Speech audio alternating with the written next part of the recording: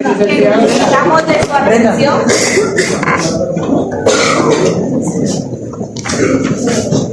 Ya que somos el grupo número 1 y vamos a exponer acerca de los derechos humanos que fueron violentados en ciertos sucesos que se dieron antes y después de la revolución, y mis compañeros se van a presentar de acuerdo a vayan pasando. Gracias. Solo vamos a tener una actividad al finalizar la exposición. Al que quiera participar, hay un premio. Se va a repartir en los 3 primeros lugares. No van a creer que es uno para cada lugar. Pero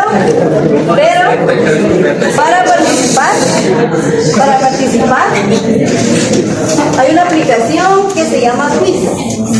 ¿Qué es esta?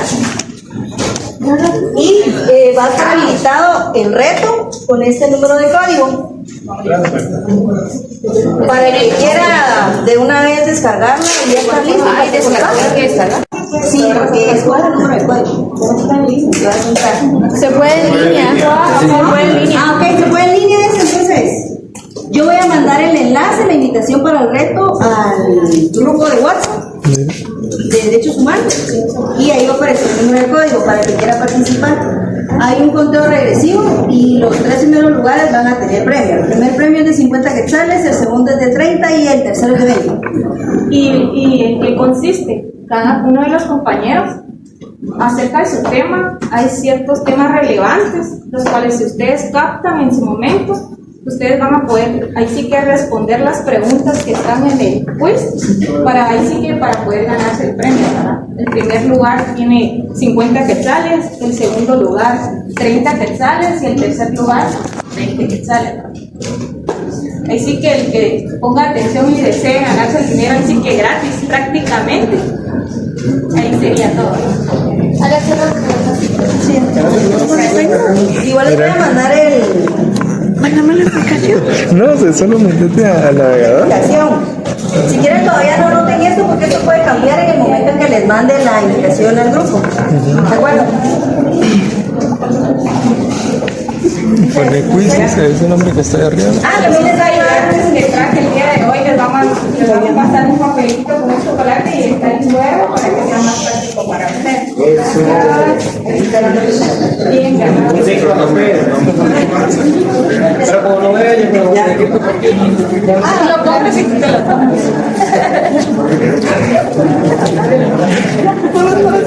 Ya, buenas noches, compañeros. Empezamos con el periodo de Jorge Ubico, conocido como el Napoleón de Centroamérica. Ese era el apodo que él le tenía. Él asume el gobierno el 14 de febrero de 1931. Durante su gobierno se reprimió a la prensa, no había esa libertad de prensa. Él a las personas que estaban en contra de su gobierno, él las reprimía e incluso llegaba hasta fusilarlas también.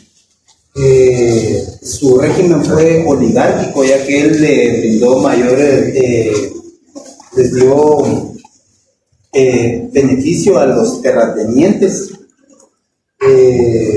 fusiló a los opositores. También en su mandato pues logró reducir la violencia, y ya que nuestro país estaba sumergido en un caos político y violencia también, él creó la ley de viabilidad. Esta tenía un costo de 1 quetzal, ¿verdad? Y pues él duró de 1931 a 1944.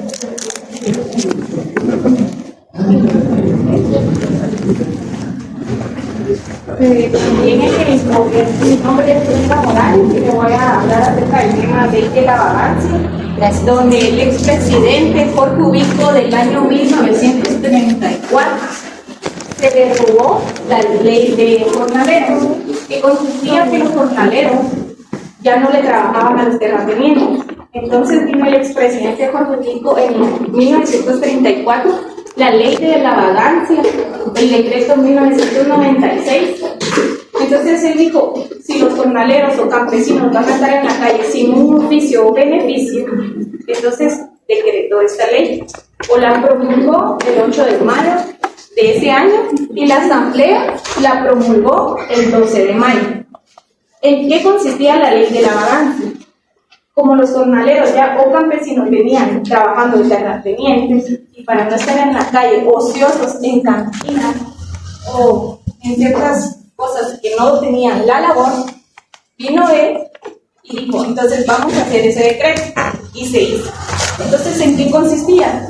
En una cartilla, cada persona tendría que tener las horas trabajadas, por si pasaban o lo detenían. Si la persona no enseñaba esa cartilla, era preso de igual forma por un mes, y en ese mes era de igual forma el trabajo o la explotación, haciendo trabajos para el gobierno sin ningún costo. Y sí que, como decían, las piedras de los caminos las tenían que romper, pero era mano de obra gratis. Entonces ahí violaban los derechos de los campesinos, y de igual forma tendrían que ser explotados por el Estado sin ninguna remuneración. Este es un episodio particularmente oscuro de este periodo que pues empezó la masacre de Patsicía. No sé si alguno de ustedes ha escuchado alguna vez de esa masacre, que hasta el momento pues se desconoce la cantidad de gente que fue asesinada, ¿verdad? Que fue enterrada en fosas comunes. Esto en respuesta a la protesta pacífica que los pobladores tenían en Patsicía, Chimaltenango, ¿verdad? Pues pidiendo que se derogaran todas esas imposiciones a favor de los oligarcas, ¿verdad? A los cuales estaban sometidos todo este tiempo. Fue evidenciada también la brutalidad y la intolerancia a cualquier opinión por parte del gobierno hacia la población pues indígena, principalmente, y pues fue una de las características más importantes del régimen del presidente Puerto Rico. Esto de la masacre de Patsicía fue en 1934.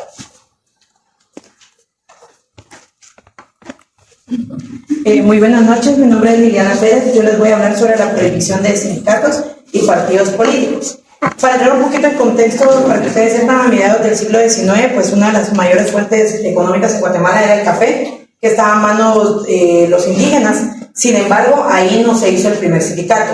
En 1877 se formaron asociaciones de artesanos, y ahí mismo se crearon algunas empresas industriales, como es la fábrica de fósforo centroamericana, la fábrica de textiles Cantel y la fábrica de cerveza centroamericana. La primera huelga de trabajadores se hizo por parte de la fábrica de textiles Cantel en 1906. Luego fue la de la cervecería, luego fue la de los muelleros de Río Dulce, luego fue la de los panaderos y luego las mujeres recolectoras. Esta, digamos, etapa de huelgueros se le llamó etapa del mutualismo. Esto era solo por parte de la mano obrera. Ellos vinieron y decidieron unirse al Partido Unionista pues para darle realce. Sin embargo, el Jorge Ubrico abolió esta situación de los huelgueros para pues regresar nuevamente al trabajo forzado. El sindicalismo resurgió en la Revolución de Octubre, donde se promulgó el Código de Trabajo, y pues fue conformado por asociaciones sindicales que estaban formadas por panaderos, maestros, barberos, etc. El primer sindicato que fue inscrito durante esa época fue por los medios trabajadores de la United Fruit Company, y el último de esa época fue por parte de los artesanos de las aldeas Sausop, creo, no me acuerdo bien el nombre, si es Sausop, de San Juan Zacatecas. Gracias. Buenas noches, mi nombre es Jonathan Keck. Yo les voy a hablar sobre la Revolución de Octubre de 1944. Fue un movimiento cívico-militar por parte de estudiantes, militares, con el objetivo de derrocar al presidente Federico Ponce Baidens. Uno de los logros de la Revolución de 1934 fue la implementación de reformas agrarias, creación del Código de Trabajo, apertura de los sindicatos. Para llegar a tener esta derogación se hizo una asociación de estudiantes universitarios en el año de 1943. En junio de 1944 se inició la lucha frontal contra la dictadura de Jorge Ubico. Al derrocar a Jorge Ubico, ingresó Perico Ponce Baires. Fue derrocado tras 108 días de poder gracias al pueblo en armas con la ayuda de los militares del fuerte de la Guardia de Honor. Gracias. Buenas noches, mi nombre es Jocelyn Miranda, que les voy a hablar un poquito sobre la Constitución de 1945.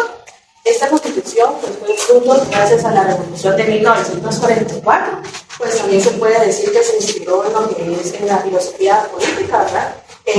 Denominada la Constitución constitucionalismo social, también se puede decir de que es la promulgación de una nueva Constitución, pues que garantizaba los derechos civiles y los políticos, también pues estableciendo lo que es instituciones para la protección de los derechos humanos. También otros pues, aspectos que se puede decir de esta Constitución es que buscaba la defensa, ¿verdad? O protección de lo que era del trabajo y de los trabajadores, también como la protección sobre las comunidades y comunidades de los pueblos.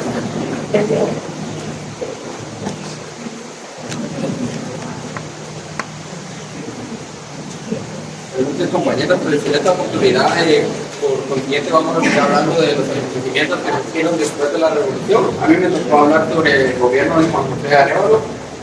Acá podemos tener un énfasis en que tomó muchas acciones administrativas democráticas revolucionarias, ya que habíamos tenido ciertos periodos de dictaduras militares en el país con anterioridad.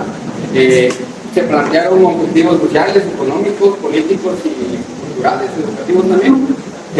Pues podemos hablar de las reformas sociales que tuvieron, como bien expuso mi compañera, que fue la Constitución de 1945, que promulgaba derechos tanto laborales como civiles, como ya lo mencionó.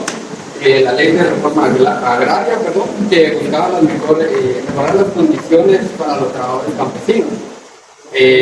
Dos baluartes importantes de este periodo pues va a ser la creación del Instituto Guatemalteco de Seguridad Social, que todos conocemos como ICS, en el año de 1946, que pues básicamente fue diseñada para ser una entidad autónoma y es un logro social derivado de este pensamiento revolucionario democrático. El objetivo, obviamente, como cada uno conoce, es brindar mejores condiciones de vida para cada uno de los habitantes, en particular para los trabajadores, los cónyuges y pues los hijos, ¿verdad?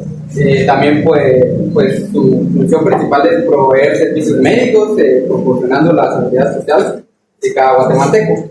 El otro valor importante sería la promulgación del Código de Trabajo en 1947, que fue el decreto 330, que pues se desarrolla en principios de la Constitución del 45, en el que Arévalo firmó este código y que puso fin a la llamada Ley de la Vagancia, ¿va? Que contiene pues normas especiales para los derechos de los trabajadores y las obligaciones de los patronos.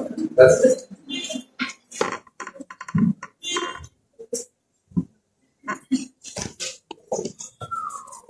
Bueno, hemos hecho un esbozo histórico de lo que han sido los derechos humanos a través del periodo antes y después de la revolución. Después de que empieza la revolución del 44, uno de los hitos es el tema del Código de Trabajo. Él tiene raíces en este periodo revolucionario y se emite un decreto 330 el 8 de febrero de 1947. Se publica el 20 del mismo mes y el 1 de mayo entra en vigencia. Esto es nuestro baluarte más grande en el tema de derechos laborales. Anteriormente a este periodo prácticamente no existían derechos laborales y las condiciones de los trabajadores eran muy precarias. Así que el Código de Trabajo significa una lucha de los trabajadores en la historia guatemalteca. El Código de Trabajo inicialmente contempla algunos apartados, ¿verdad? Tiene disposiciones generales donde se dan algunos principios básicos, define lo que es el trabajador y y el patrón en las relaciones laborales indica y regula también las jornadas de trabajo, los salarios, las vacaciones. También hace un énfasis especial en algunos grupos vulnerables como las mujeres, los menores de edad y el trabajo agrícola. También garantiza la libertad de sindicalización y tiene también prescripciones y disposiciones que sancionan el incumplimiento de los derechos laborales. Así que el Código de Trabajo representa para los trabajadores guatemaltecos nuestro respaldo en temas de derechos laborales.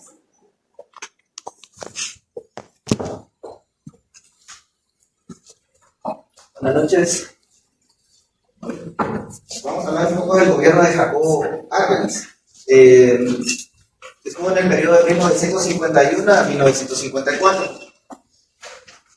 Él tuvo ahí sí, después de Arévalo, ahora el presidente Arévalo, reformaron lo que era, o hicieron la reforma agraria, que es el decreto 900. En 1952 es donde se aprobó, y era para redistribuir las tierras ociosas de los grandes terratenientes, especialmente las grandes plantaciones, a los no agricultores. Esas reformas beneficiarán más o menos o aproximadamente a lo que son 100.000 familias de agricultores, muchas de las cuales son agricultores aborígenes a quienes se les han otorgado tierras para cultivar. El legado de los derechos humanos de Arbenz es recordado por sus esfuerzos para crear una mayor igualdad social y económica en Guatemala y por su respeto para las liberaciones políticas y civiles. Sin embargo, el derrocamiento de su gobierno y el posterior bloqueo revelaron las dificultades asociadas con el cambio social en términos de poder económico y político. Bueno, esa fue nuestra exposición. Como recapitulación en cuanto a derechos humanos, pues sabemos que en Guatemala siempre fueron violentados. Aún existiendo los derechos humanos hoy en día, hay muchos derechos que son violentados, ¿verdad? Y inclusive algunos de nosotros o los que estamos acá desconocemos cuántos son los derechos humanos, ¿verdad? Que aplican, que existen a nivel mundial. Esa es una exhortación a que podamos pues indagar un poco más y que acordémonos, acá también dice que el conocimiento es poder, ¿no? Entonces vamos a esperar, vamos a contar hasta 10 para que empiece el quiz. Este es el código. Mira, no puedo mandar el link porque si le doy mandar ahorita, vamos a ver, bien, esperen, ahorita se los mando a aquí con este código. ¿Se acuerdan que con este código? Sí, gracias. Al grupo de derechos humanos de cuarto semestre, ahí va. Ahí lo mando.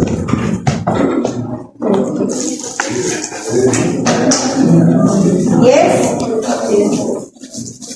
9, 8, Todavía no, 7. Yo estoy viendo Este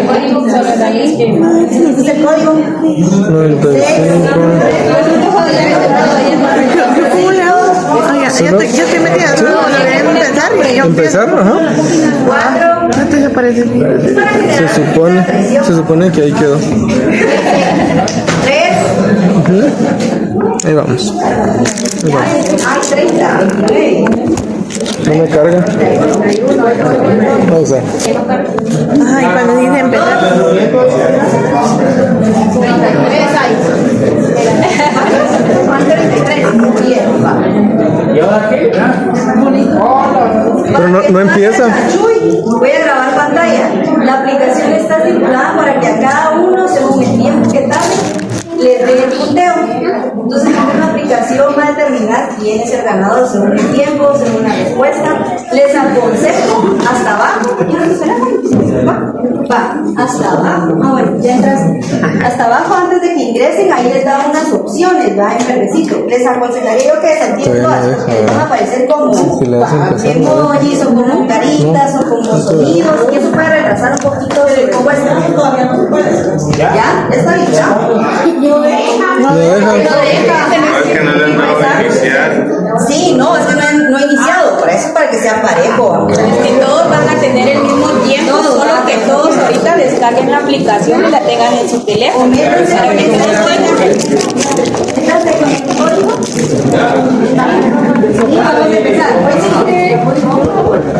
¿Ya? Ya. Hoy sí van a ejercitar los dedos. Bueno,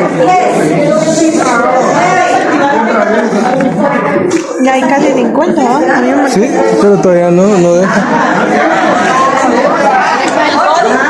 hace los 7. El código 5, 4, 3, ¿alguien le puede ayudar? ¿Y ahí está? No, nadie me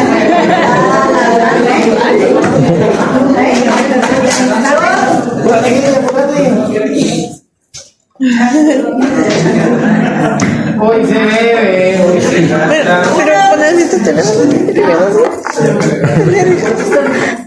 No voy a empezar, ¿verdad? Y 3, 2, 1.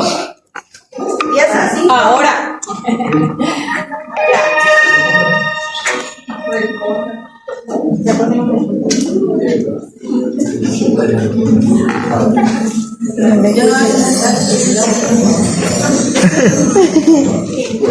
¿Qué es eso?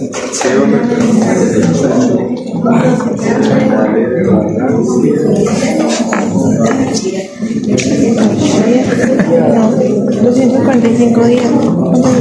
¿Cuánto va a ir? Exacto. ¿Cuánto estuvo cuando vayas? Ulurón, eso no lo escuché. 108. Ah, la gran, 108 días. 108 días. Sí.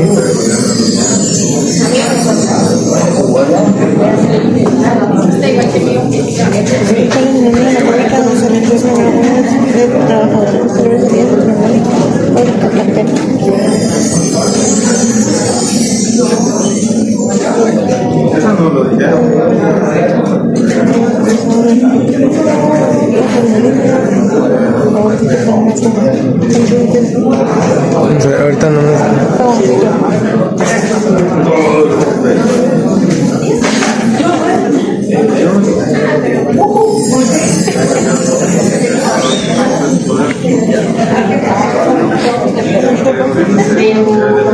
¿Cómo van? ¿Ya pasaron? El conocimiento es poder, ¿sí?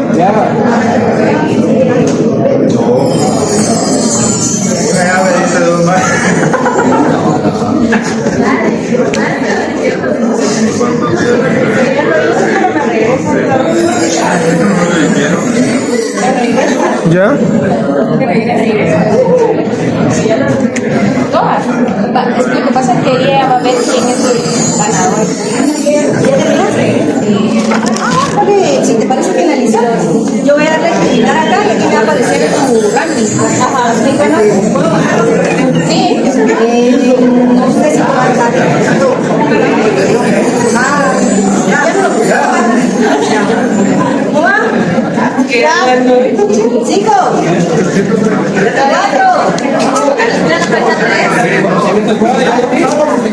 Si ya terminaron, ahí se quedan, no deben regresar, ¿va? Si no, ahí lo estáis dando puntos. Va, Hay que llegar. Hay que esperar para Saber, aquí ya no me tiró nada. 5, Sí. 4, 3, No, no creo. Me confundí en una. Le di donde no era. Hasta el número 4.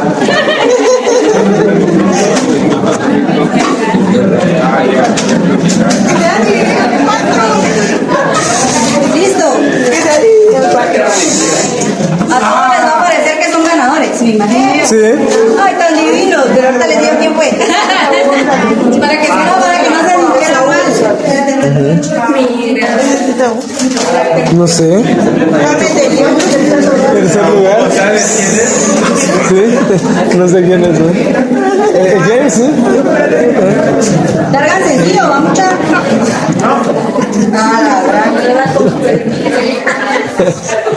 ya no se parte el billete, ¿va? Ahorita les Tiene que estar en cuarto lugar.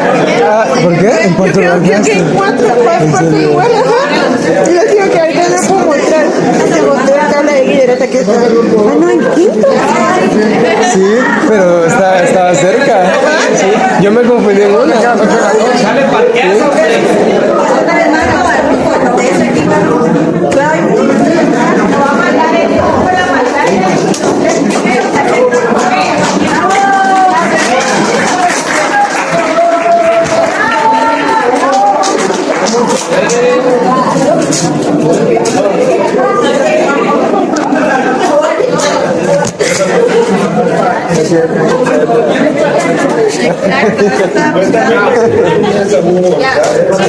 ¿Somos de papadas? Ah, los pasas por atrás, agarras Gracias. Llega.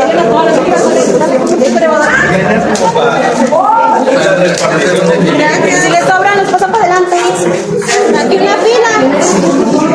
Aquí una fila. ¿Qué falta? Dale, ¿los hay? Si sobran, los pasan. Si sobran, los pasan. Y faltan ya poco más. Se quedó ahí.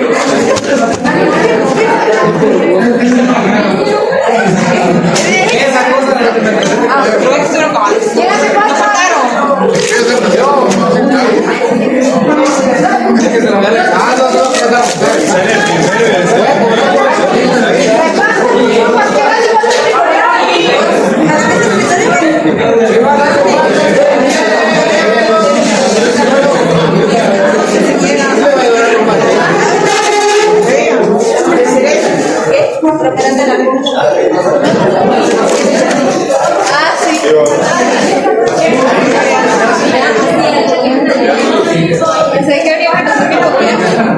La idea ya la teníamos.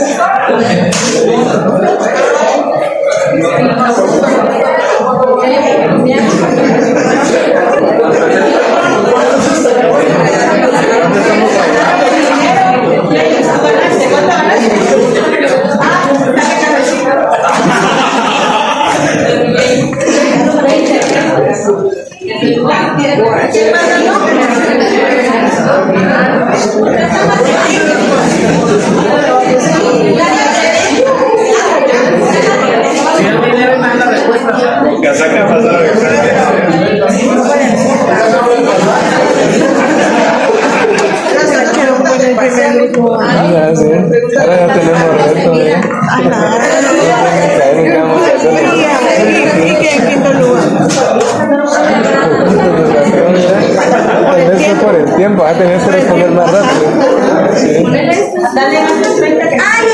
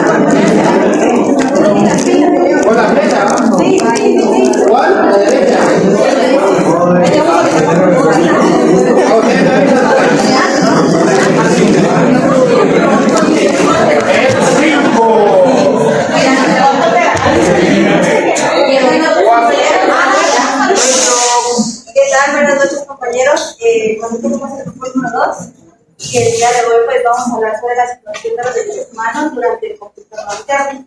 Esperamos que todos pues van a poner atención. Vamos a tener un espacio abierto para que ustedes puedan realizar todas sus preguntas, ya que es un tema pues bastante delicado, debido a que vamos a hablar mayormente de situaciones de abuso, ¿verdad? Y esperamos pues también de su parte, de igual manera pues ponernos bastante atención. Gracias. La violación a los derechos humanos por actores del Estado. Cuando Guatemala sufrió con un problema interno, se hicieron evidentes las múltiples violaciones a los derechos humanos. Lo que marcó esta época fue la represión por parte de los actores del Estado, especialmente en los años 70 y 80, en donde se implementaron las políticas contra insurgencia.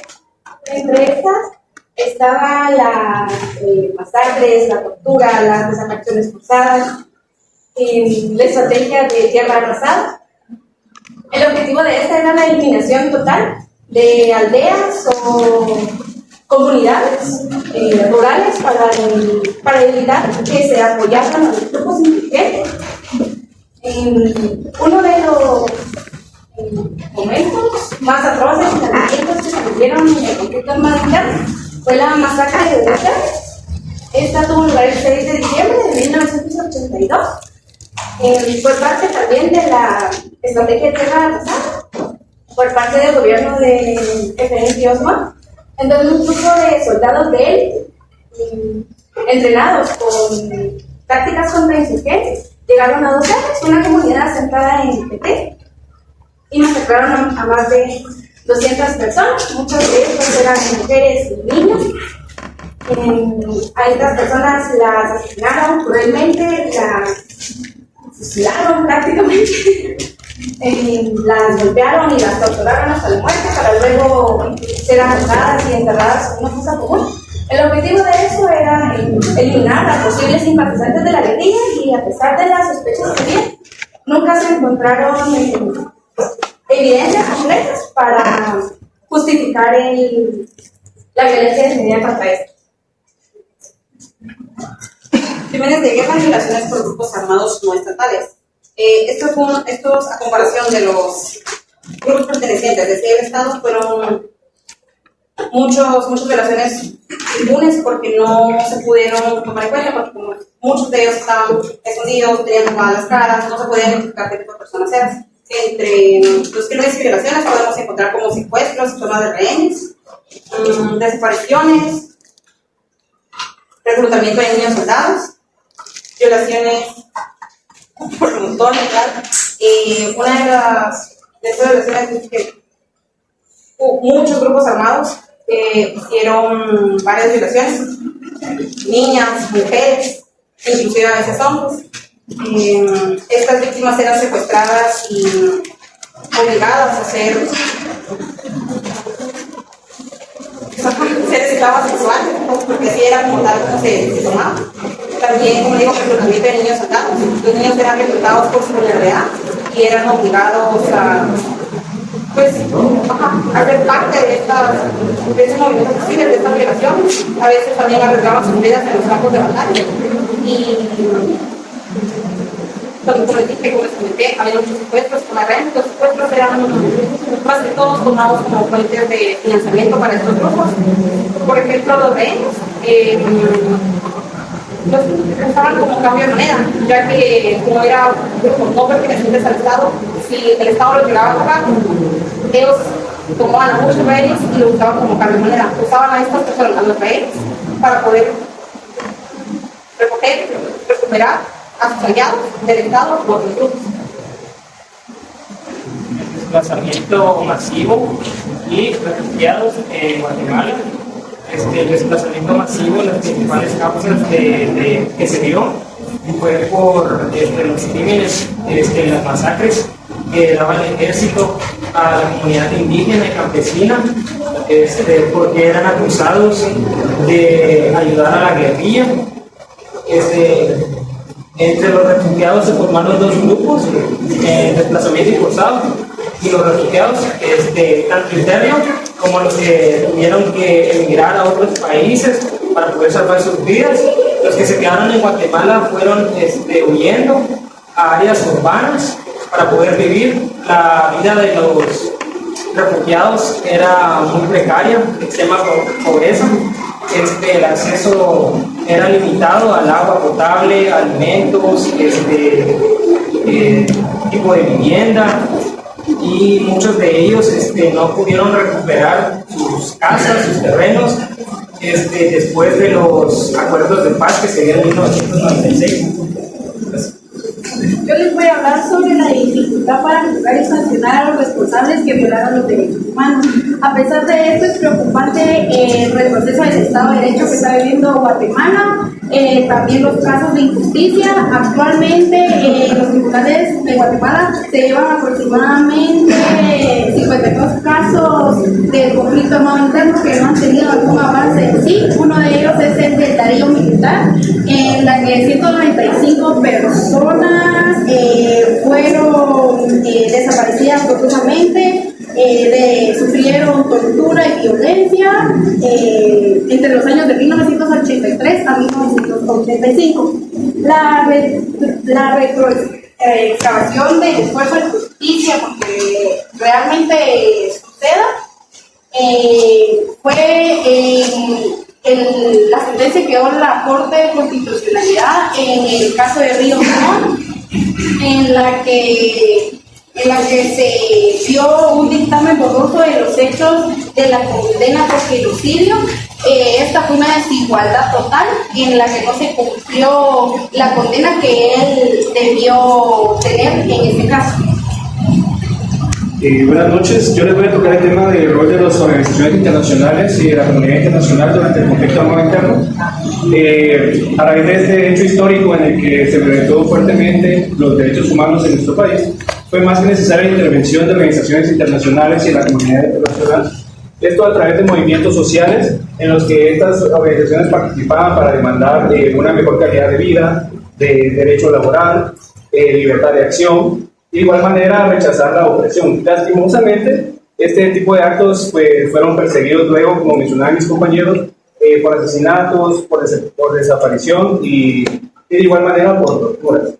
Entre las organizaciones más importantes, puedo mencionar la Organización de la ONU, la cual creó lo que es la Misión de Verificación de las Naciones Unidas en Guatemala en 1994. Esto, junto a 6 años de negociaciones patrocinadas por la ONU, alcanzaron lo que fueron los acuerdos de paz. Otro de los temas muy importantes fue la presión internacional. Esta presión internacional podemos mencionar algo como es la Amnistía Internacional, que es un movimiento global de derechos humanos, que ellos se encargaban de documentar y de igual manera buscaban la rehabilitación de las víctimas, que ellos también pudieran tener una indemnización económica y pudieran recuperar su dignidad después de todo lo que ellos vivieron. Otra cosa muy importante es la documentación de los hechos de violación de derechos humanos que se presentaron. Para eso tenemos, les voy a citar una pequeña situación que dijo el expresidente Carlos Arias en 1971, que él dijo, si es necesario convertir al país en un cementerio para alcanzar la paz, no voy a dudar en hacerlo.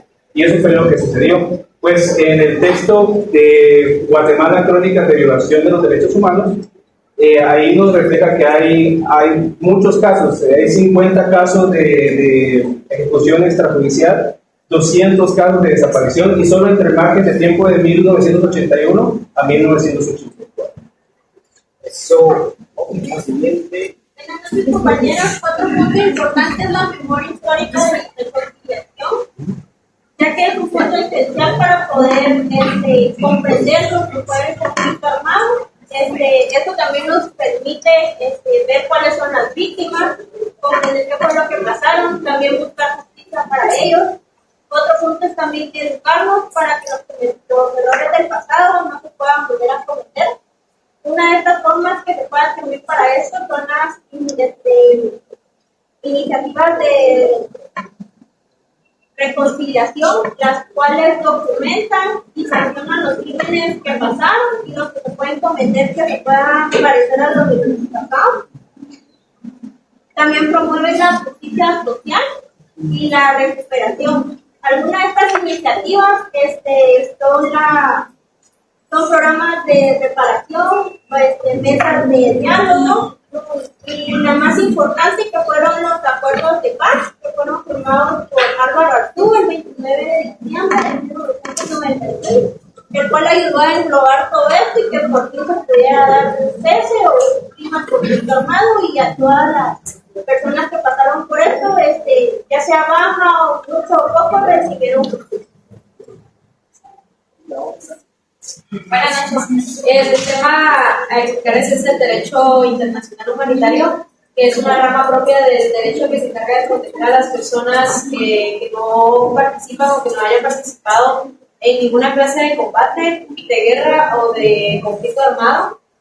El derecho humanitario, el derecho internacional humanitario, o también el DIH, es también conocido por el conjunto universal de formas que le ayudan a limitar el sufrimiento humano en estados que se encuentran en conflictos, o ya sea en alguna guerra o que se hayan sido afectados o son parte de. A este conjunto de normas se le atribuyen tres objetivos principales, que es la prohibición de infligir sufrimiento innecesario, la distinción de ciudadanos y combatientes, y la prohibición de atacar a todos aquellos ciudadanos que no son parte del combate. El derecho internacional humanitario también presenta desafíos para poder aplicar estas normas, que son, una de ellas es el constante movimiento que tienen los estados o los países por los diferentes tratados, por los acuerdos y por que se comprometen a aplicar resoluciones que no están dentro del derecho internacional humanitario.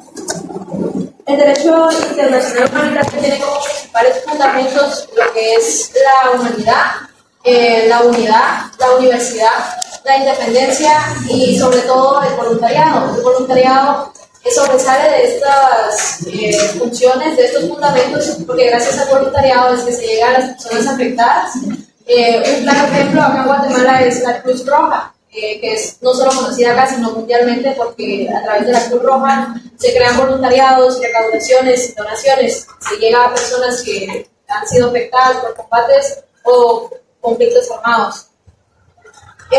El marco legal del derecho internacional humanitario, para poder entender lo que es un marco legal, es un conjunto de leyes y reglamentos que establecen el fundamento jurídico de un sistema. Dicho esto, el marco legal del derecho internacional humanitario fue establecido en la Declaración Universal de los Derechos Humanos y es considerada generalmente de las normas internacionales sobre los derechos. Esta fue aprobada en 1948 y eso ha influido en varios tratados internacionales para poder hacer la aplicación del DIH en países que se ven afectados, donde han sido partes y los ciudadanos se han visto afectados por las guerras, por los conflictos o por los combates. Gracias. Buenas noches. A mí me tocó hablar sobre los traumas que vivieron, psicológicos que vivieron las víctimas y sobrevivientes del conflicto armado. El trauma postraumático puede surgir después de vivir un hecho fuera de lo común, ya sea un miedo intenso, terror o pérdida de esperanza. Esto es lo que vivieron las personas durante el conflicto armado cuando los soldados llegaban a sus aldeas con la promesa de protegerlos, pero resultaba que los asesinaban, los torturaban, violaban y masacraban, y a las personas que sobrevivían huían a las montañas perseguidos por soldados que los estaban cazando para hacerle lo mismo. Ya una vez las personas sobreviviendo esperaban que se fueran los soldados para regresar a su aldea y ver los desastres que habían provocado, sus viviendas quemadas, familiares, amigos, vecinos fallecidos y masacrados, quemados, desmembrados, violados, etc. También se habló de la reconstrucción del tejido social post-conflicto. Esto fue cuando se empezaron a hablar de las pláticas de paz entre el gobierno y la guerrilla para la firma de la paz. La reconstrucción del tejido social no es un tema fácil, ya que en la actualidad se están viviendo también violaciones de los derechos humanos y derechos internacionales. Gracias. Buenas noches. ¿Quieres hablar de las consecuencias del conflicto armado en la vida cotidiana de las personas?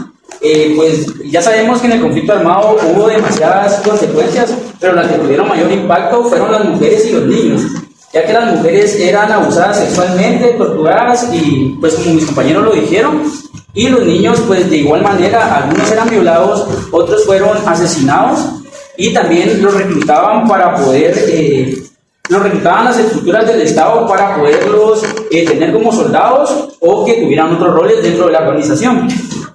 pues también las comunidades indígenas tuvieron un gran trauma colectivo, ya que estos enfrentaron un trauma colectivo, ya que estos tuvieron desplazamientos forzados por los mismos militares que llegaban, invadían, por así decirlo, y pues hacían que todas las personas dejaran su hogar, lo que esto los llevaba a estar en campos de refugiados o en zonas urbanas en las que estaban limitados a los recursos más habituales que tenemos en esta vida. Entonces,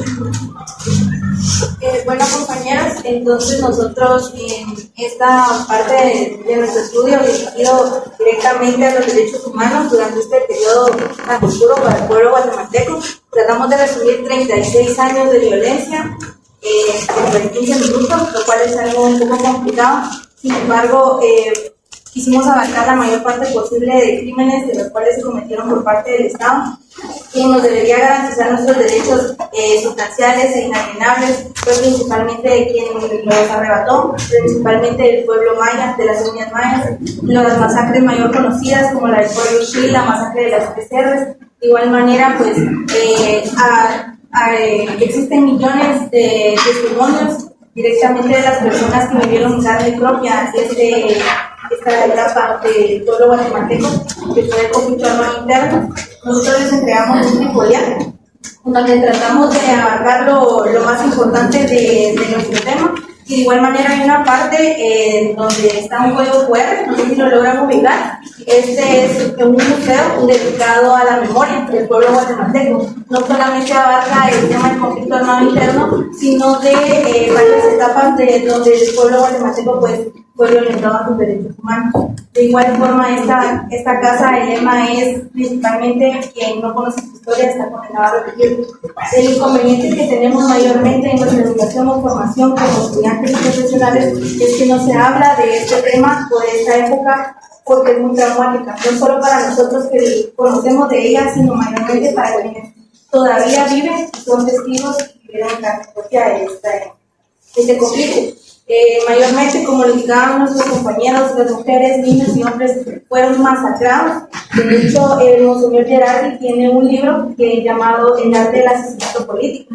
Por esta obra fue asesinado antes ya posterior a su publicación, en donde a través de 2000 páginas él relata o apunta varios testimonios de las personas que fueron vivientes de este conflicto. Los instamos a que ustedes también pues en algún momento se vienen a formar de conocimientos sobre esto, para que nunca más en Guatemala se vuelva a repetir esta violación tan extrema de nuestros derechos humanos, y que nunca más nuestros vecinos, primos o familiares del interior tengan que buscar exilio en otro país, y que Guatemala pues sea el lugar seguro que todos nosotros queremos para nuestras familias y para nosotros mismos. Y pues este es el momento en que yo el espacio abierto para cualquier pregunta, de igual manera para cualquier testimonio que ustedes tengan, algún familiar que les haya costado algo, o algún tema que se nos haya omitido o pasado en primer. Les dejo la palabra a ustedes. Muchas gracias.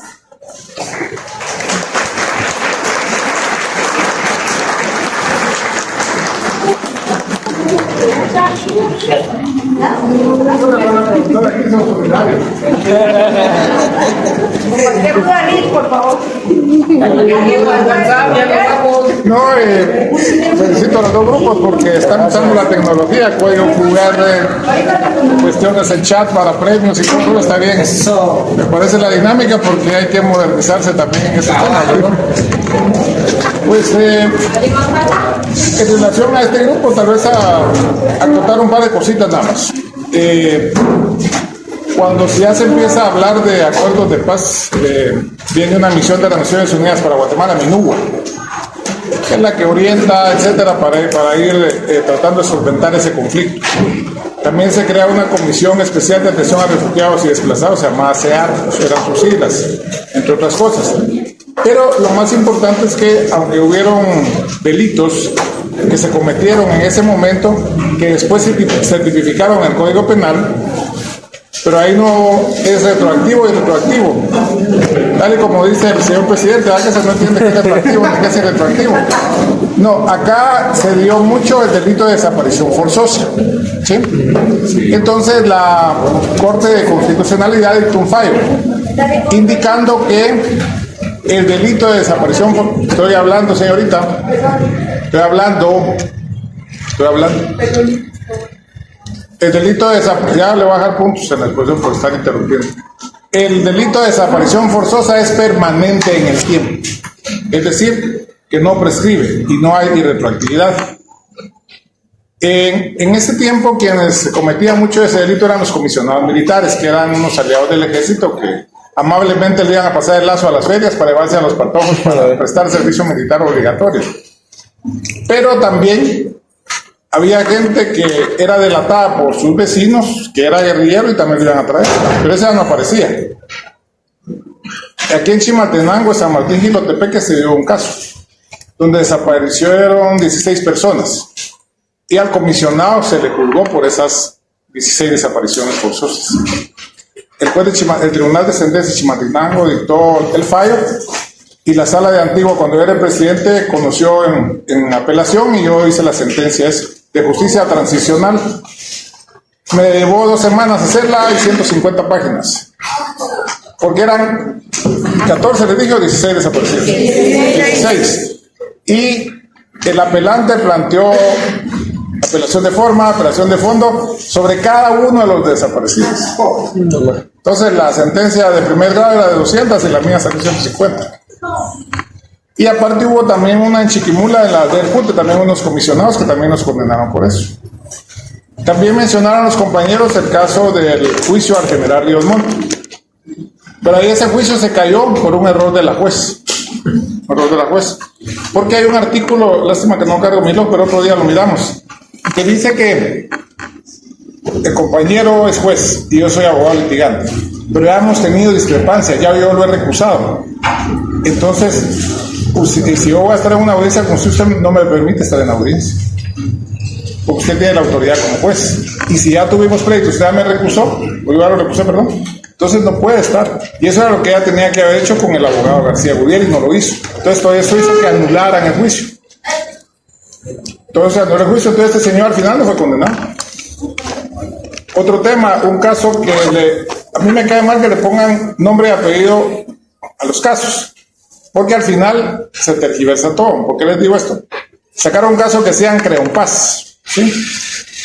Que era de unas personas que mataron y las enterraron ahí en la base, lo que era la base militar Antonio José de Irrizaria en Cobán, Alta Verapaz. Pero era cuando era la base militar. Entonces le hubieran puesto el nombre de la base si querían, pero le ponen Creonpaz.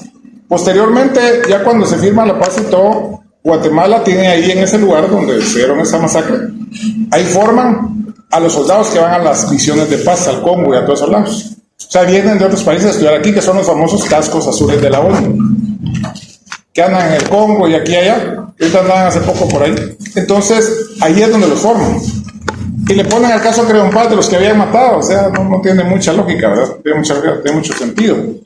Y así pues hay varios casos. Y también el caso de Sepulsarco, que también estuvo en los medios de comunicación, donde eran solo mujeres, como decían los compañeros, fueron víctimas la mayoría de mujeres y niños, pero porque a los otros ya los habían matado, pues a los padres de familia. Entonces por eso cuando se firma el acuerdo que tiene que ver con el tema agrario, se elimina el INTA, que era el Instituto de Transformación Agraria, y se crea FONAPAZ. ¿Por qué? Porque el INTA era como el brazo político o social de los gobiernos militares, que siempre llegan a las comunidades a entregar títulos de tierras, etcétera, pero era una forma de tener a la comunidad entretenida, de dorarle la píldora, como decimos popularmente, ¿verdad? Porque por un lado los andaban masacrando y por otro les entregaban los títulos. Pero también en esa ley había un defecto, que el único jefe del grupo familiar era el papá. Entonces si mataban al papá, sacaban y pasó a... Era una causa para cancelarle derechos a los campesinos. Entonces la mamá no podía ser jefe de familia, entonces se iba la mamá y los niños. Y entonces en esas reformas que se dieron, ya la mamá ya podía ser jefe de familia, porque era otra visión. la verdad, como dijeron al final, todo pueblo que no conoce historia está condenado a repetirla. Y la estamos repitiendo. Pero ahora no es una guerra de armas, sino es en las redes. Porque de veras se espanta uno cuando ve que sacas de madre en las redes y vas que ese señor Musk liberó todo, ¿eh? Entonces ahora se da de todo. Y el país está muy polarizado. Entonces, no le pueden decir nada a nadie porque ya le saca la madre a todo el mundo, ¿verdad? Anda la gente muy así. De por sí andamos así, pues por la violencia y tanta cosa. Pero ahora se pasa a las redes. Entonces, en lugar de aprovechar las redes para cosas buenas, lo estamos usando para matar, no sé. Lo elimino, dice. O como dijo el señor de Venezuela, ¿va? Fuera WhatsApp, fuera WhatsApp. O retando al otro. Pero más, lo que hizo ahorita que adelantó la Navidad es el 1 de octubre. Yo creo que la van a adelantar porque hay Prime y todo, ya está. Ya, aquí ya está. No, lo que era